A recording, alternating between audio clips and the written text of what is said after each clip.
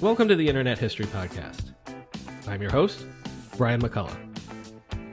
So for the second of my San Francisco trip episodes, the good people at Social Capital were kind enough to host me for an interview with Chamath Palihapitiya. Most of you know Chamath as one of the more prominent and progressive venture capitalists working today.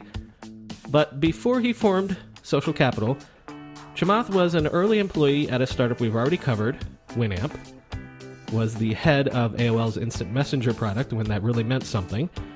And of course, he was an early employee at Facebook, where eventually he was in charge of user growth. On today's episode, we get into all of this with the fascinating Chamath Palihapitiya. Chamath Palihapitiya, thanks for coming on the Internet History Podcast. Thanks for including me.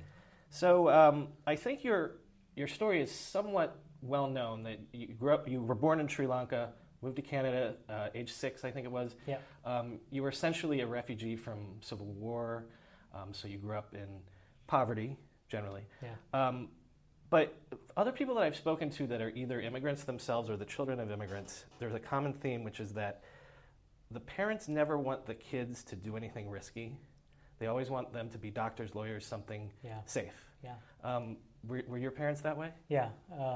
I think it's basically like this psychology that sets in when you make a lot of sacrifices. So if you're on a path and then for whatever set of circumstances you take yourself off that path, all you can think of is like, how does someone or something in my life validate those choices?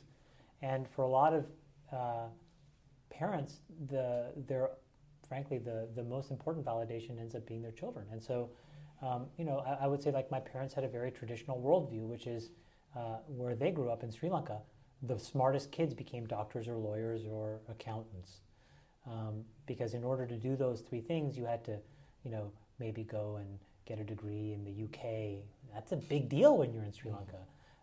And so, yeah, their definition of success was myopic. It wasn't incorrect. It was just, I think it was not the fullest what it probably could have been. Someone else told me, I'm not remembering who at the moment, but it's almost like the parents took this insane risk, and so they assume, I did this so that you never have to take risks. I think that's also a part of it. It's like, if you think about it, that is the most insane risk of all, which is like, okay, like I say to our entrepreneurs all the time, like, there are so few life-threatening decisions. Like, what life-threatening decision are you faced with? There are just none. But then when you think about like, okay, we emigrated, there's a civil war, you can't go back, it's unsafe. That actually is a life-threatening decision. And so in so many ways, they had to take the biggest risk.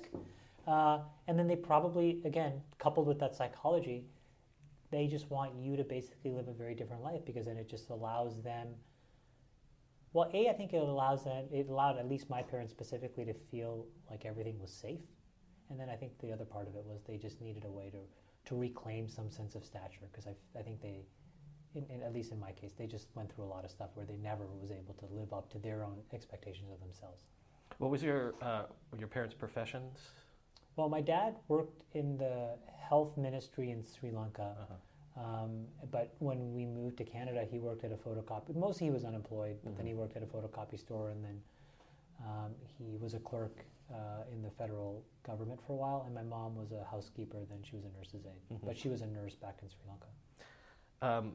So you attend the University of Waterloo, the big university for sending tech talent down here sometimes. Yeah. Your degree was in electrical engineering, not computer science. Yeah. And so, but then you go into banking.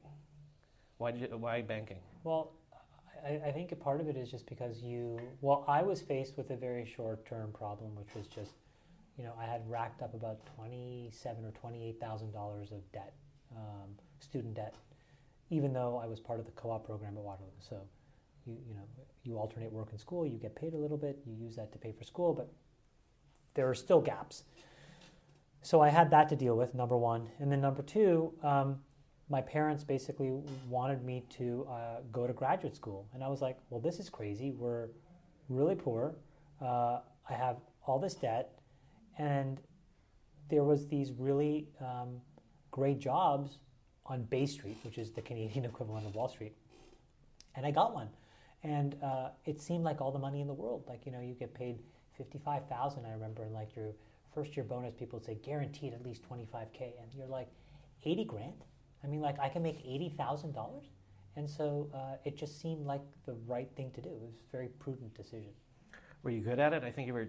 I was really good at it. And what's funny is like I found out something about myself, which is I have both like a proclivity for tremendous risk, financial risk, but I think I make reasonably good decisions when I'm faced with little information. And so when you put the two together, while I was trading interest rate derivatives on behalf of Bank of Montreal, I was also basically trading equities, tech stocks.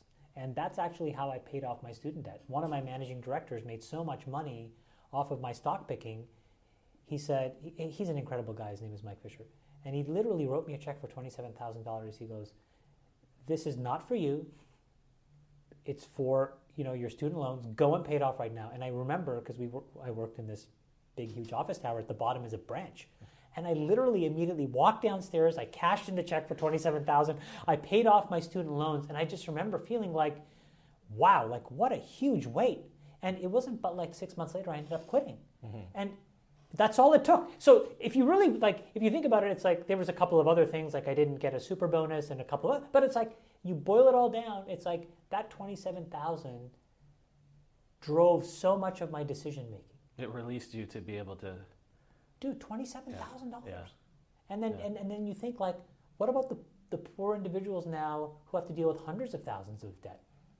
How good must they be? But then they're not going to get lucky enough to pick a couple tech stocks, A, but then B, not work for someone generous enough to actually just give you the exact amount of money you owe. Like, so, I don't know, it just, yeah, it's $27,000.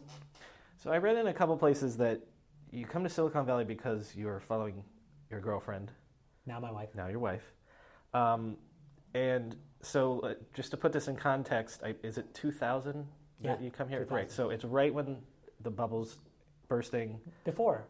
Right before? Okay. Yeah, it was before. So it was like, I remember she lived in Burlingame, mm-hmm. and she worked in Palo Alto. And I land here to go and visit her. It was like a February.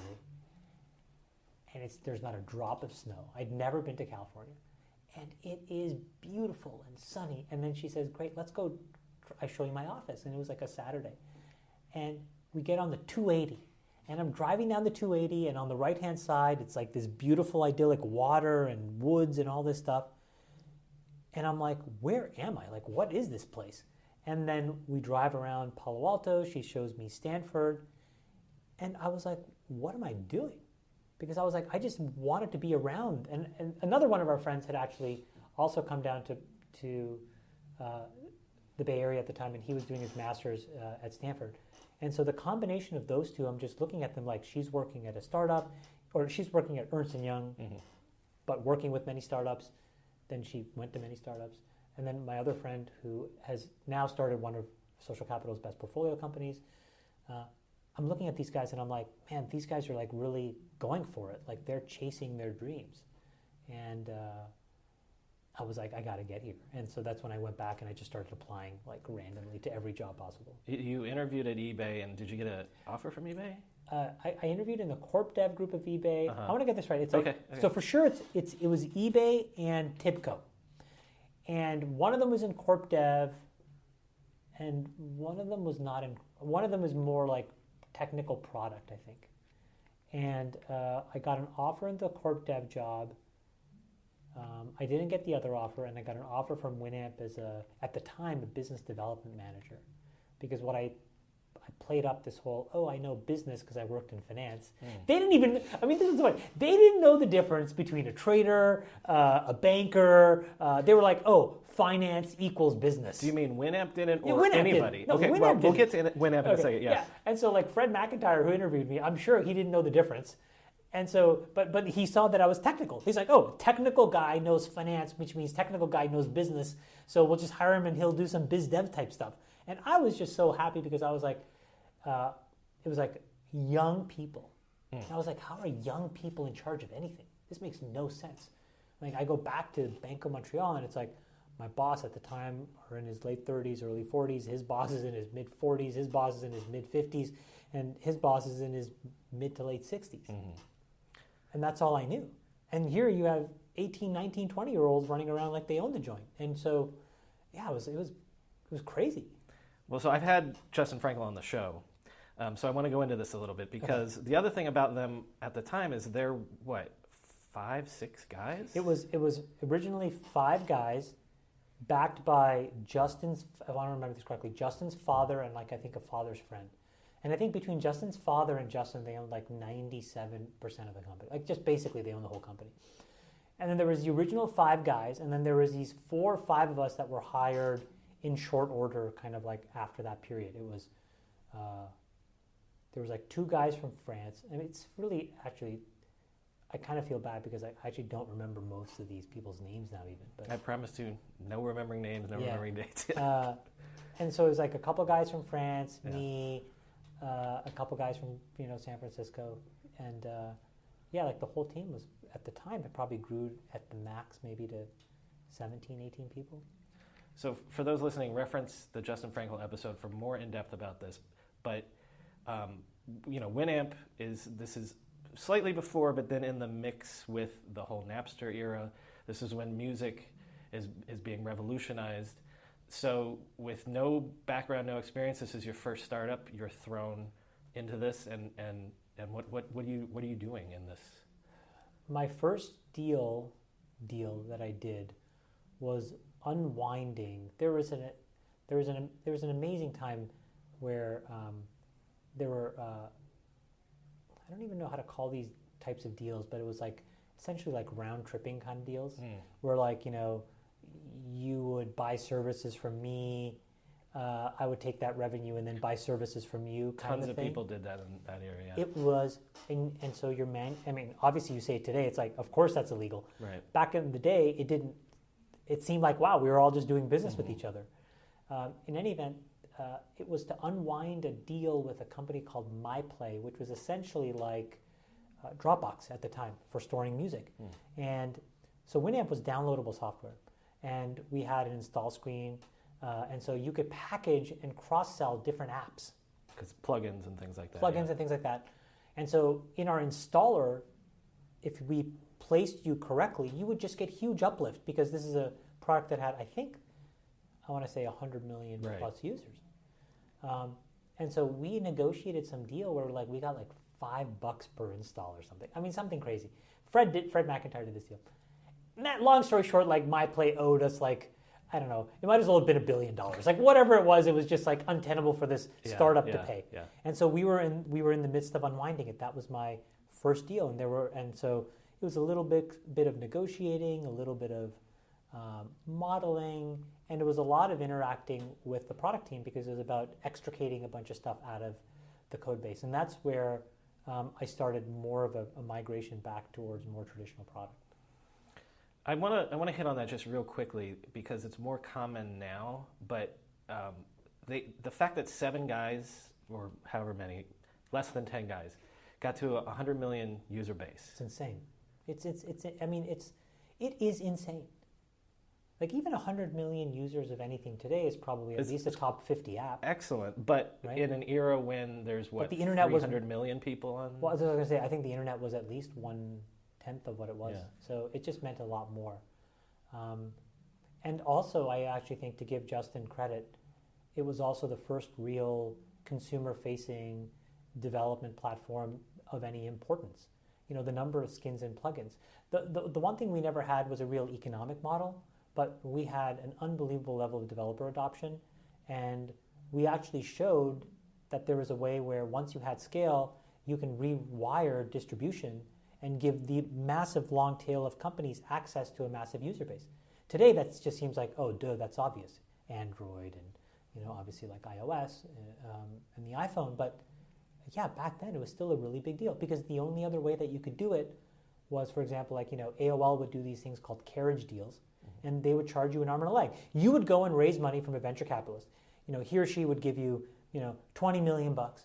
And then AOL would do a deal and take 17 of that $20 million. Turn it right over to them, yeah. Exactly, and promote, like I remember, for example, there was this furor at the company because we ran Greyhound racing ads one quarter. Because AOL did some crazy deal with some like European betting company, and this is before this kind of stuff was illegal, and they were like, all right, we got to stuff like 2 fucking billion ads down everybody's throat in the next like 3 days. And so they took over every property, and we had a little interstitial banner at the top of the Winamp product. And I just remember people internally like, I love dogs. One of our guys, he was the CMO, had a greyhound that he had rescued. And so it was like the most comical thing because it was the 2 worst things you could have done. It was like betting, racing, gambling of a dog, of which one of our executives had that exact same dog. It was hilarious. And on a music application. But yeah.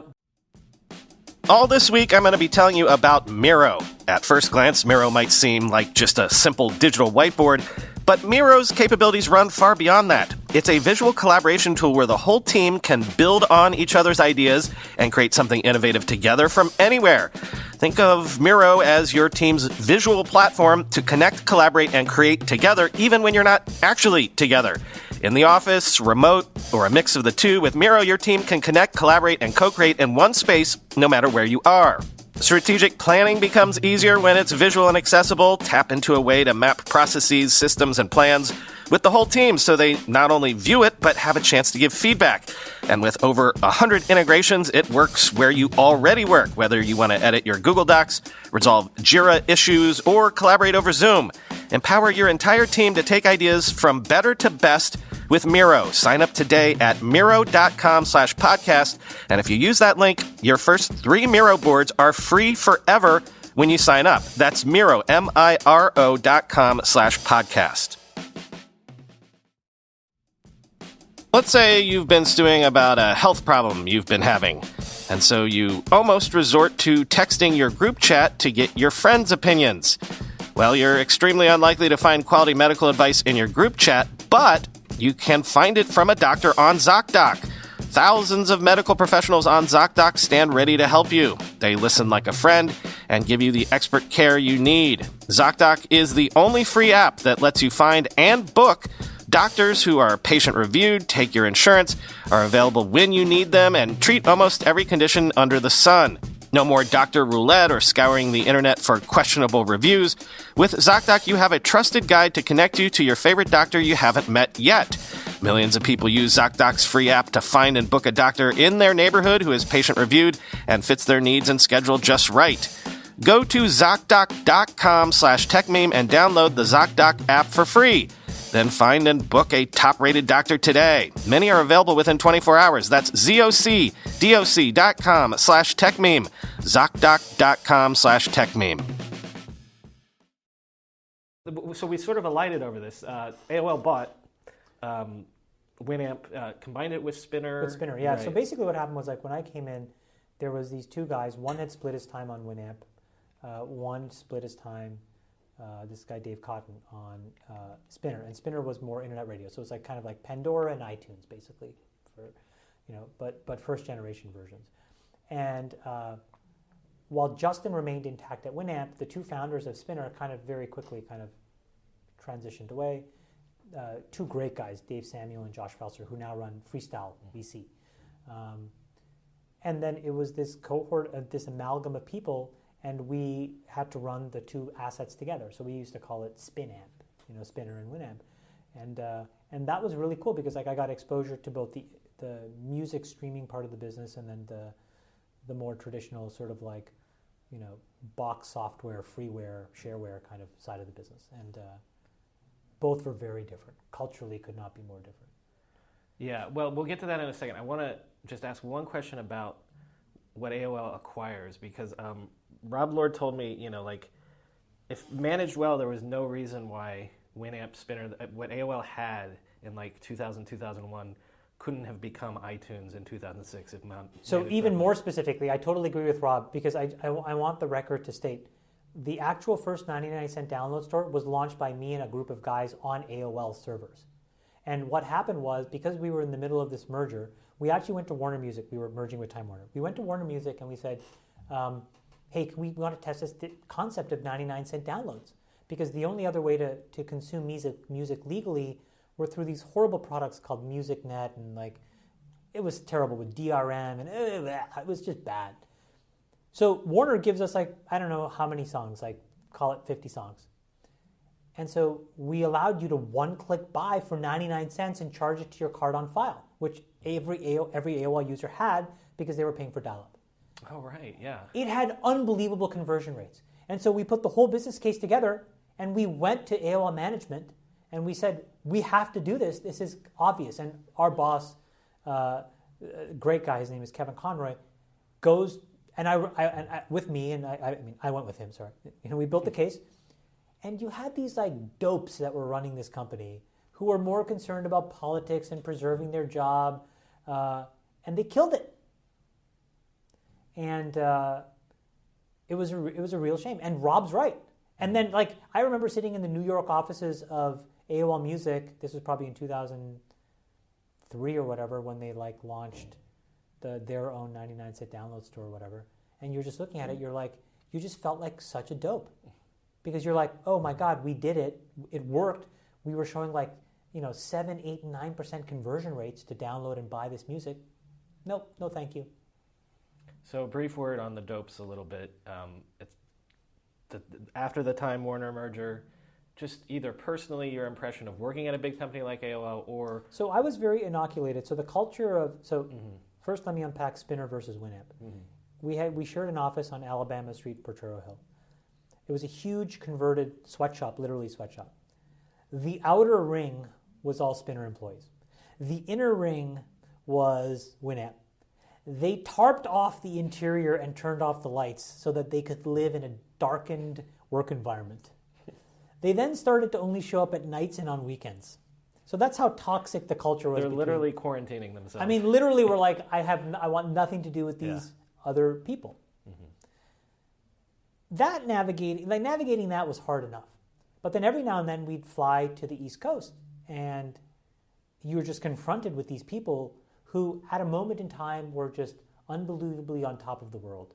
And they basically wired up the United States, and they did something truly revolutionary. But along the way, they conflated luck and skill, and some of them, with all that money, became super erratic. And then that seeped into the culture. And then the culture just became increasingly political and really bad. And so you'd have to interact with these folks, and they would just be very vindictive and unpredictable. So even if you presented all the data in the world, if they didn't like you, or they thought that Kevin was going to accrue too much political capital with this win, nope, no download store for you. Let Apple have that whole business. So I saw up front so many just really bad decisions that were basically made from the point of like personal ego. And look, we all have ego. I have a huge ego, but not like you have to have an ego because it'll help create self-confidence, and that then can be channeled to taking risk, which is really where I think at least I feel very comfortable. And if I lose, I don't feel bad about myself because I have self-confidence, because I have a reasonable ego. So that's how I kind of think about it. But where it gets perturbed is where it's like you have an ego, you think very highly of yourself, you think that you're capable of things that were frankly a lot of situational luck and timing, and then you both prevent others from being in a position to challenge that, and then you yourself basically start to decay and your skills go away. And I saw a lot of that at AOL. So it was like, I would not have changed anything because I've said this many times. It's such a great opportunity to learn from things that don't work. Right. That's your moment where you can see it. You tried this, it didn't work. So you know, in my opinion, that behavior or way of thinking or set of decisions was just totally wrong. Well, I also wonder what you learned because you actually, you stay with AOL for a few years and you rise through the ranks. So you're sort of playing this game. And I'm wondering if, that's an education as well, because you're seeing it and you're thinking to yourself, boy, this is a little crazy. So just to give you but that... you still play the game. Absolutely. You learn it. I mean, to give you a sense, I'm in my early 20s, and then I have a sponsor, Kevin Conroy, and he's promoting me. So I was inoculated from a lot of the politics because he made me. He picked me and basically tapped me on the shoulder and said, all right, I'm going to make you. And everybody needs that. Everybody needs that. So I had that, and so I wasn't going to give that up. And with it came a very practical thing for me as well, which was all of a sudden I was making $100,000 a year, $125,000 a year, $175,000, $200,000. When I was a VP, I think I was making $250,000 a year. That's a lot of money. And so I'm able to pay for everything I need. I'm able to send $3,000 or $4,000 a month back to my parents, which I did literally from the time I graduated until I was able to get my first slug of liquidity from Facebook. Every month. So even when I made $225, I didn't make $225. I was making $100 then, because 125 ex taxes went back to my family. So I needed that. Yeah. So I played the game until I absolutely had to. Again, for the historical context, I want to give a little bit of time to AIM and ICQ, which you eventually are the leader of that group, essentially. So in 2003, what happened was, so basically I go through the ranks of AOL Music, and then my boss goes and takes a bigger job at AOL Broadband. So AOL was going through its own transition, and it had to disrupt itself and move from dial-up to broadband, and it wasn't doing it very well. So they rejiggered the team in the hopes that they could figure it out. They brought Kevin in, Kevin brought me in, and then as part of that, they reorganized a whole bunch of assets within us, and he got this portfolio of things, and he turned to Jeremy Liu, who's a partner at Lightspeed, and said, Jeremy, you run Netscape. And then he turned to me and said, Chamath, you run AIM and ICQ. And I took it really fucking seriously because I'm like, okay, this is my path here. Because now it's like I had control of a product, plus or minus, I was relatively self-contained, and I could really start to experiment. And what I mean by that is, how do you manage? How do you motivate people? There's a whole, we had a matrixed organization at AOL. So there were some people that reported to me. There were other people that didn't. You had to learn how to be a real leader, how to recruit well, how to fire people, how to hire people, how to set a vision, how to implement a strategy, how to stick to things when it got. So it was really cool for me because it was, and I was 27, and so I was like, man, I'm learning this much faster than I probably thought I would. And I was pretty sure that would let me go do something else. Just a small segue. Sure. So you asked this question earlier, kind of playing the game at AOL. There was a point I got frustrated, and I'll never forget this. I got a call from a friend of mine, and he said, hey, Skype is looking for a general manager in the United States. And my eyes lit up, and I'm like, oh my God, this is it. This is my shot. Because because to be quite honest with you, when you're working at AOL, I tried to get a job at Google very early on when I was trying to move down to the United States. I didn't get a job. And I never really evaluated leaving it because I was also in this precarious immigration situation because I had an H-1B visa, right. and I couldn't back then you couldn't switch. Right. You were beholden to the company you were at until you got your green card. Long story short, they fly me to London. I get on the phone with these guys, and I'm like, here's how I think you should think about Skype, and here's how I would run the business in the United States, and here's some really interesting partnerships and product things. And they were like, oh, this kid's not an idiot. Why don't you fly to London? And so my wife and I flew to London. We're so excited. We're like, oh my God. And I went through the interviews, and I thought I really had a legitimate chance to get this job. And I come back to the United States, and 2 weeks later, I see this thing hit the wire. eBay acquires Skype. And dude, I'm telling you, I literally, it's like if there was a single tear that could have been captured, like trickling down my cheek.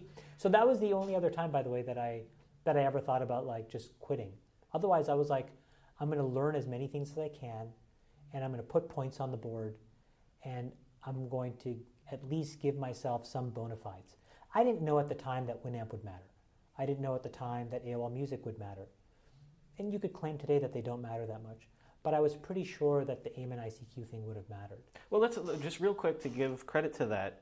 I think people generally know that things like, status updates, the concept comes from AIM and things like that. But also, before the current modern social era, that was the platform that at least young North Americans were on. Like that was how you did your social networking, although it didn't have exactly the social functions, but like that was the height of AIM. So you had status messages and away messages, which are now being co-opted in different forms as status updates, I think. You also had a couple of other really interesting things. Like you could share some forms of multimedia, although it was sort of like, one-to-one. I think the other interesting thing that we did, and this was, and it'll segue to Facebook. We were mucking around with a whole bunch of different ideas, and we decided to build an email service. And so we built this thing called AIM Mail, and we launched it, and we got a pretty decent attach rate of AIM users who then also picked up an AIM email address. And why that was important was we got all this feedback that said people hated their AOL email address. And so they were like, give me anything else. Yahoo, Gmail didn't exist at the time. Yahoo was a big one, Hotmail was somewhat important. So we said, okay, let's launch AIM Mail. But along the way, we experimented and started to basically measure edges between different nodes of people in the network. And so the manifestation of that, and you can Google this, is this thing called AIM Fight. Oh, I remember that. And AIM Fight was just like a little splash page, but you could put in your screen name and somebody else's screen name. And what we did was we actually did a very, I would say like not complex, but like a really interesting edge ranking of you and who you know, them and who they know, and we kind of gave you a score and who won. And that's when I was like, what is this? And that's like, you didn't use the terms that you use so easily today. Like you didn't say like network effects, and you didn't say virality, and we didn't talk about it in those words. And so like you're exploring these concepts of like, why is this person interesting and connected to so many people? And then you can see like how this information flows. And again, it manifested itself in kind of a crappy, cute little tool, but underneath that to me was a really important moment of learning, because I was like, holy shit, like these kinds of businesses are really powerful. And then that's when, when I met Facebook and I started to really see it, that's when like it started to click for me at least. When it comes to work, communication is absolutely key, even if you don't have a, in quotes, writing job like I do. So while, again, I use Grammarly to produce the podcast today, you could be using Grammarly right now to produce whatever you produce at your job. Anything from emails to slide decks to entire business plans. Grammarly Premium's advanced tone suggestions help you communicate confidently and reframe your words to be more positive and productive, so you and your team can get on the same page and projects can get done on time. Get suggestions from Grammarly while you write inside of the desktop applications and sites across the web that you're using right now as you move between apps, social media, documents, messages, and emails. This is robust, real-time communication assistance. The right tone can move any project forward when you get it just right with Grammarly. Go to Grammarly.com/Techmeme to download and learn more about Grammarly Premium's advanced tone suggestions today. That's GRAMMARLY.com/Techmeme. I got lucky. I stumbled into the career that I love, but accidentally. I wanted to be a film director, and instead I became a startup founder. If you're a software engineer and you're looking to make an impact, maybe you should do what I did and consider looking beyond the obvious path. Bloomberg is building the world's most trusted information network for financial professionals, and they're looking for engineers to join them. I've never worked at Bloomberg personally, but there's no business or financial news source I trust more for this show. But also, think about it. At its core, Bloomberg is one of the world's preeminent data and technology companies already. At Bloomberg, you'll devise solutions and systems that solve complex real-world problems for customers across global capital markets. You'll be part of a team that builds and delivers tools to help the world's leading businesses and finance decision makers surface relevant information in an ever-expanding ocean of data and act on it quickly. The majority of Bloomberg software is built on C++, JavaScript, TypeScript, and Python, and Bloomberg engineers are active members of the open source community, both contributing to and leveraging open source software in their products. Working at Bloomberg means operating at insane scale. The company's real-time market data feeds ingest and process more than 30 billion, yes with a B, market data messages daily. Learn more about the opportunities that await you by visiting Bloomberg.com/careers. That's Bloomberg.com/careers. Well, because, and I'll help jump us ahead here. You, from your days at Winamp and other things, Sean Parker, you get to know Sean Parker. You're still at AIM. Sean Parker says, I want you to meet this kid. And you want to do a deal with Facebook where you put AIM on Facebook pages. So I'm sitting in this meeting with Parker and Zuck and Bankoff, and I'm pretty sure John Miller, who was the CEO at the time. There's a bunch of us. Mm-hmm. And basically, I said to Bankoff, we should buy this company. Bankoff was like, there's no effing way we're going to buy anything. Go back to your office and go work. And I went to Kevin and I said, I really think we should figure out a way to at the time it's called Presence. Like, how can we integrate Presence into Facebook? I think it'd be really cool. And here's what's crazy. I didn't go to an American university, so I could not even use Facebook. So I had to get somebody else to have a .edu email address, and show me how the bloody thing worked. And we took a bunch of screenshots, and then we came back and we're like, hey, we'd like to propose this deal where we integrate Presence into Facebook. And you can go into the Wayback Machine to see what it looked like in 2005, but the pages were very static, and there was not a lot of functionality on there.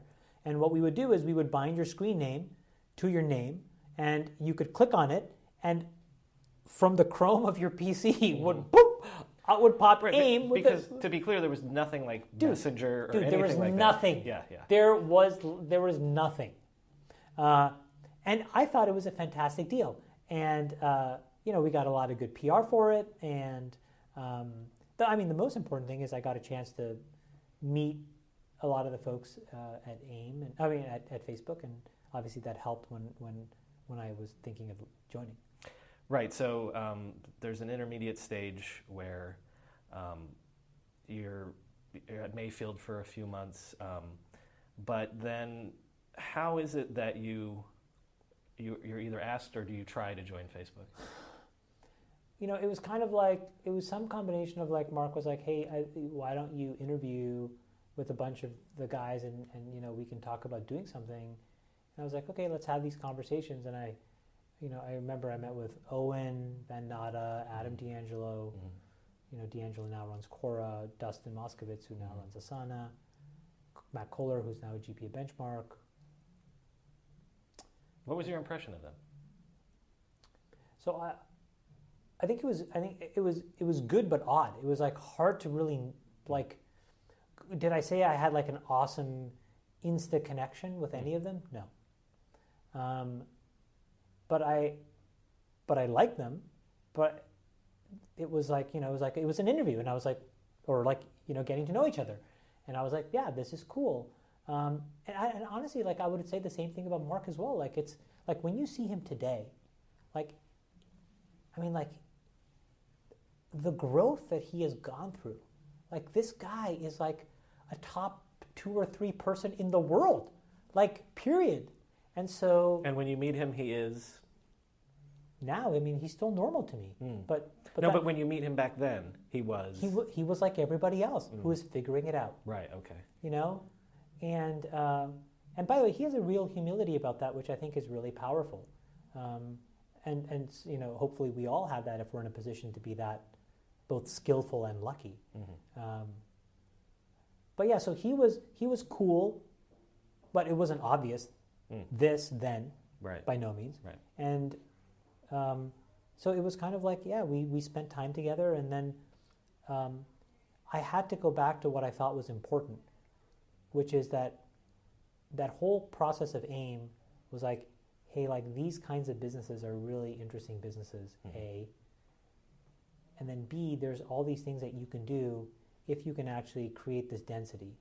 And I took a shot. And I mean, I don't know, I mean, like I got really lucky. I could have been, I jokingly said to someone, I could be the Indian guy at MySpace and you would know who the hell I am. So it's, instead I'm the Sri Lankan at Facebook. So it's like, it's a flip of a coin. I mean, like, you know.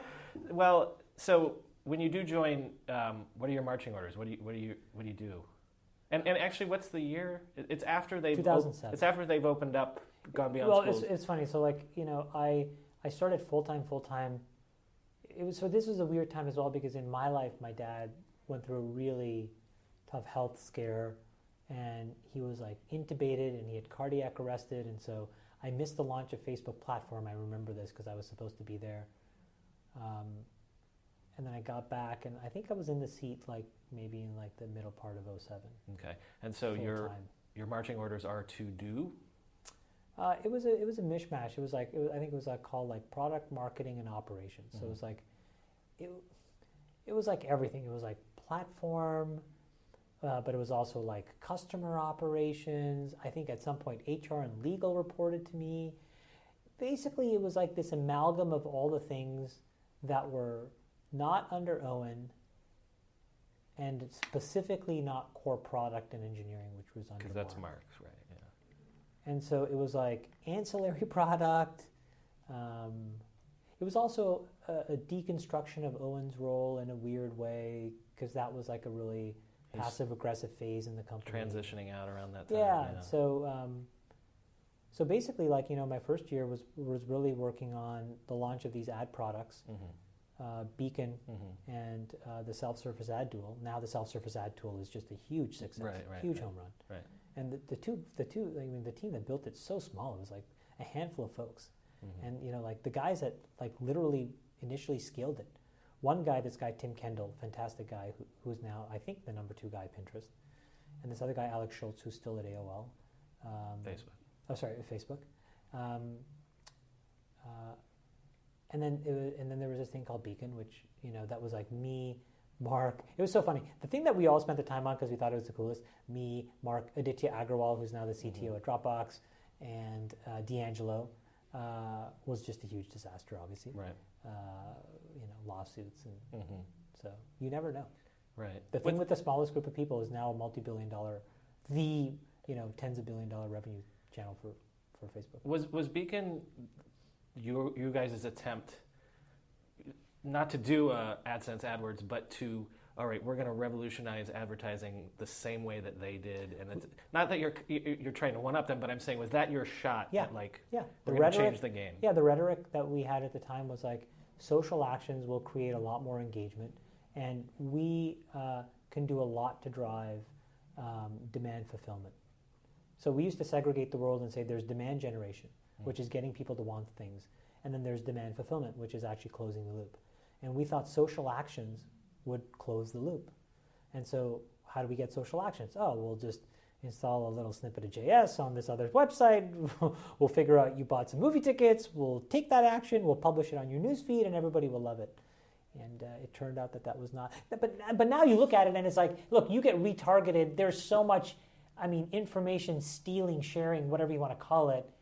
It's gone so past the pale. Right. But then also, in terms of lessons learned, even the bad lessons are lessons learned. Even the accidents are lessons learned. That obviously had to lead to the better products that then allowed Facebook to generate revenue. Because then I think a year later, Facebook comes out with Facebook Connect, and then they've continued, and then they have the Facebook Ad Network, and they do some pretty powerful retargeting, and other people now do all of this form of retargeting, and so it's just a natural part of the world we live in today. But it started in a very innocuous way. Just real quickly, before we leave the Beacon idea, the concept of pissing off your user base. Facebook is famous for this concept of, break things, and when you're dealing with a user base so big where if even 5% of the user base is pissed off, that's now, tens, hundreds of millions of people. Yeah. What do you think you learned about trying to push the envelope forward but then being able to listen to when, you know what, either they're not ready yet or this was a bad idea. Yeah, I think this comes to really internalizing this idea that there really are very few life-threatening decisions at a company, number one. And then number two is you want to be pushing the envelope with a healthy amount of ability to basically, take a step back and reevaluate. So it's kind of like you're very risk-seeking, but in many ways, like you're pretty risk-adjusted. Like you're thinking about expected value, and when you're not seeing what you expect to see, you're willing to kind of dial it back. That's probably the most important lesson. Now what they do, though, is so much more sophisticated than what we were doing in 2007. Mm-hmm. Back then, it was like, let's just rip it in. Mm-hmm, mm-hmm. If it doesn't work, we'll deprecate it. We'll pull it back. Mm-hmm. Or we'll roll it back. Not deprecate, we'll roll it back. Now it's like, we'll test for 1,000 people. We'll test 2,000. In this country, in that country. And so, I don't think they'll ever find themselves in that same situation. But I also think the surface area of innovation is just different now. Like, look, every company goes through an arc of innovation where the surface area over time shrinks. And the only way that you basically, can get yourself back is to reinvent a new demand curve. And so, I think what Facebook has done brilliantly is buy new demand curves. They buy Instagram, they buy WhatsApp, Oculus, etc. But if you can't reinvent your core demand curve, the surface area of innovation shrinks. And so there's less risk of getting things drastically wrong today than there was in 2007. On that point, so your title is you're in charge of growth.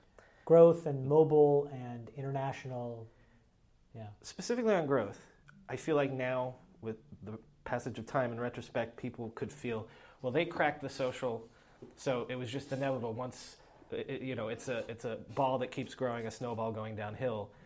But from being there, from trying to get the growth to happen, what was the number one lesson in terms of, was it just not screwing it up? Was the product good and we just don't screw it up? Or what were the things that you were trying to do to keep the numbers going up? I mean, I would love to tell you heroically that it would have failed, but not for us. Right. I don't think that that's true. But I do think that I can tell you confidently that it would be maybe half as big. Yeah. Maybe a little bit more than half as big. Or not as big yet. It would have gotten there eventually, but not as quickly. Yeah, I think we positively impacted the rate of compounding. Uh-huh. And that has a huge effect over many numbers of years. And I think the things that we learned, probably to me, the thing that I took away the most is that we became so thoughtful at a per country level because we basically respected each country as its own country. Right. Well, actually, language, nuance, culture. For example, I remember Cheryl once said to me, Chamath, maybe you should think about going and, talking to a bunch of these other American companies just to see what they went through. When they were going overseas. Yeah. And I basically came back and I remember telling the M team, our management team, I said, guys, a couple takeaways. Number one, none of these companies know what the fuck they're doing.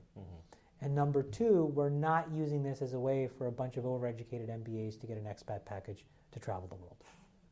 Those are the only two things I could figure out by talking to all these companies, because they were all unsuccessful.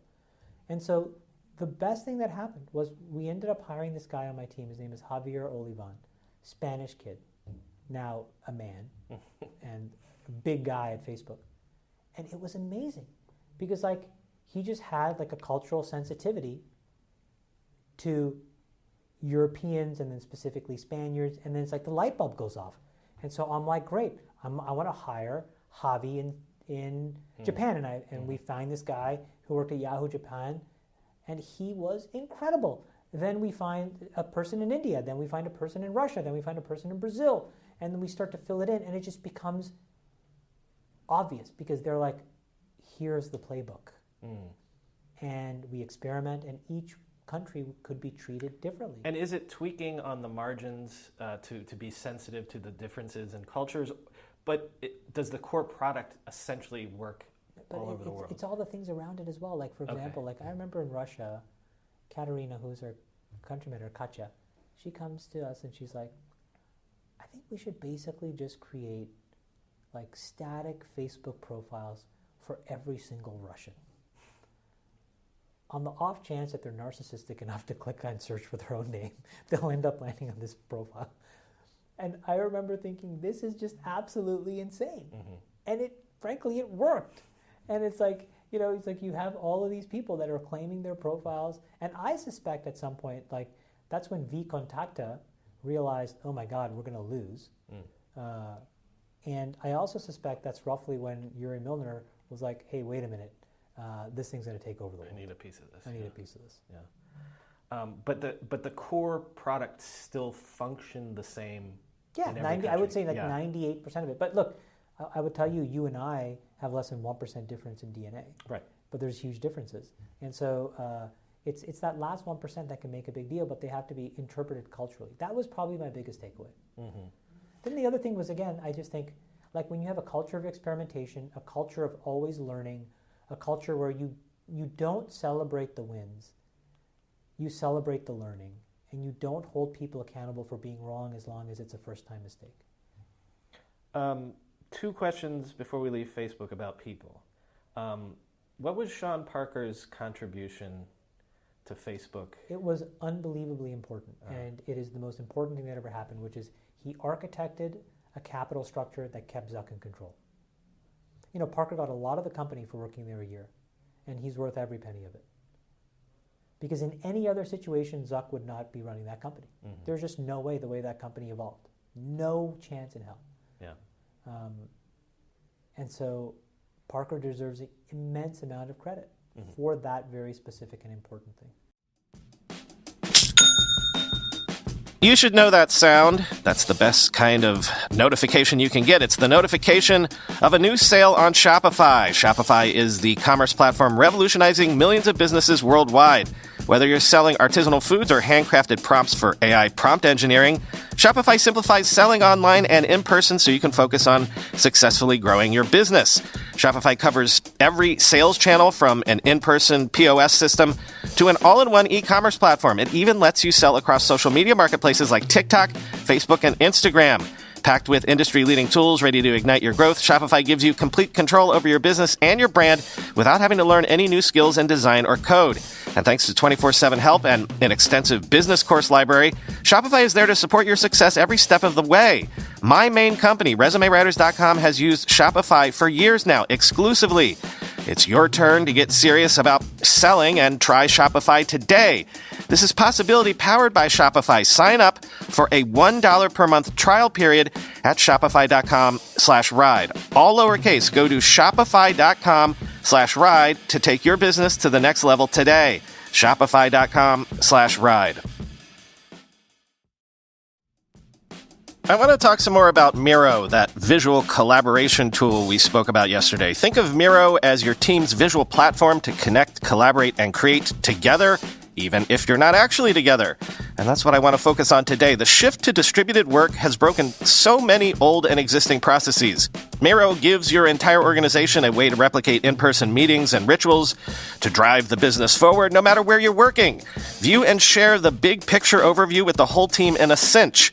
Strategic planning becomes easier when it's visual and accessible. Tap into a way to map processes, systems, and plans with the whole team so that they not only view it, but have a chance to give feedback. When everybody has a voice and everyone can tap into a single source of truth, your team remains engaged, invested, and happy.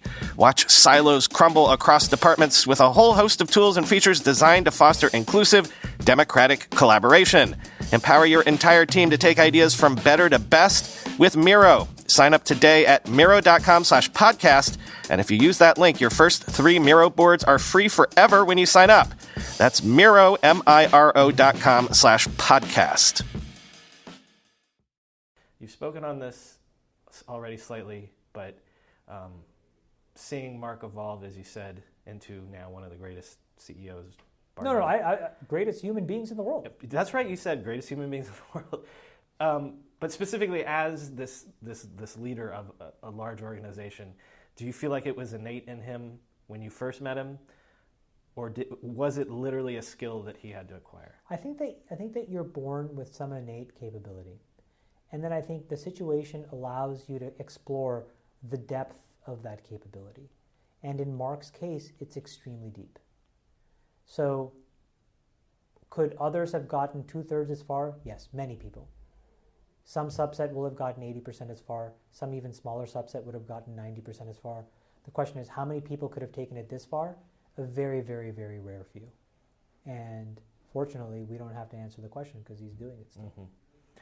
So when you move into VC, I think I heard you tell Calicanis one time that even early on in your career, you wanted to go onto the VC side. When I was in undergrad, I had to do co-op terms, and so there was a period where I applied for an internship at all the top Silicon Valley firms because I viewed this whole Silicon Valley really romantically.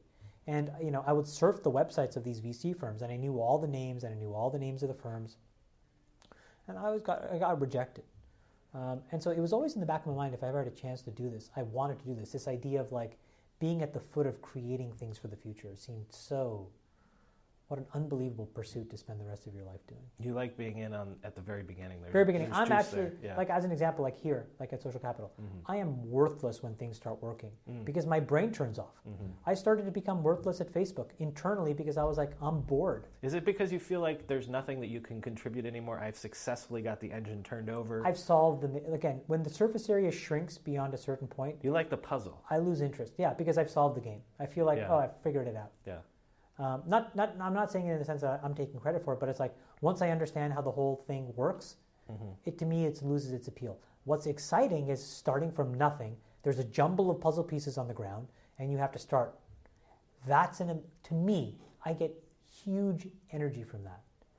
And once the whole picture starts to get filled in, I get less satisfied. Now, there are other people who are the exact opposite, who, when it's roughly filled in, get immense pleasure from filling in the lines and really bringing out the vibrancy of a picture. That's great. I love sketching and walking away. 2 more questions. I feel like you're one of the most public proponents of this concept of investing as sort of like a social act, as almost. The word's eluding me now, but as investing to make money, but also to move the culture forward. And do you feel like that's something that 20 years from now everyone will be doing? Like this is the new model. This is the new model. Here's activism. That's the word of that. It's almost like you're investing as activism. Absolutely. Yeah. I mean, what do we think Thomas Edison was doing? What do we think Henry Ford was doing? What do we think Bill Gates was doing? None of this sort of entrepreneurialism that really moved the world forward came from a place where they were trying to do something incremental or to celebrate their degree they got at MBA school. And I think unfortunately we've kind of like moved to an era where that's largely what people think about companies as a way to sort of like reflect some set of societal signals that they've accumulated their entire lives. And I think that just robs us all of like huge potential. The reality is, 1, it's cheaper and cheaper to start a business. 2, it's easier and easier to know whether you're tracking. And 3, it's more and more possible to get people to give you money to then scale it. So you're going to see an unbelievable expansion of the entrepreneurial class. But as that happens, unless we help them understand that the risk of failing starting a really ambitious idea is the same as the risk of failure for a marginal idea, once they internalize that, then what their point of view will be is, wow, well, I should really go after the big time idea, because on the small chance that it works, which is the same small chance that this other crappy idea is going to work, I'm a hero and I'm Zuckerberg. And I think once people understand that, then they immediately go and they think about, well, what are the things that I care about? And whenever you ask anybody what they care about, they don't care about like, let me get, my food 15 minutes faster because it really bums me out because, my jeans are tight because like I really bought an extra size too short because, it said so in like this hipster blog that I read. What they say is, my dad is suffering from diabetes. That really affected me. My sister is in a really tough spot. She really wants to find a job that like allows her to maximize her skill, but she can't. I'm really worried about the climate I get nosebleeds and asthma. Why does that happen more now? Like when you really ask people, you care about your kids,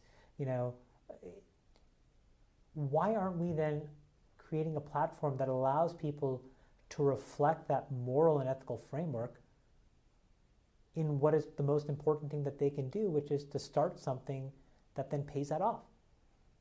And so I think it's in many ways a return to what's made America successful in the first place. That's what's going to make America great again. Mm-hmm. Final question is, I've always wondered, if you own the team, do you feel it, the wins and the losses, more than the fans because you're literally personally invested? Or That's a really great question.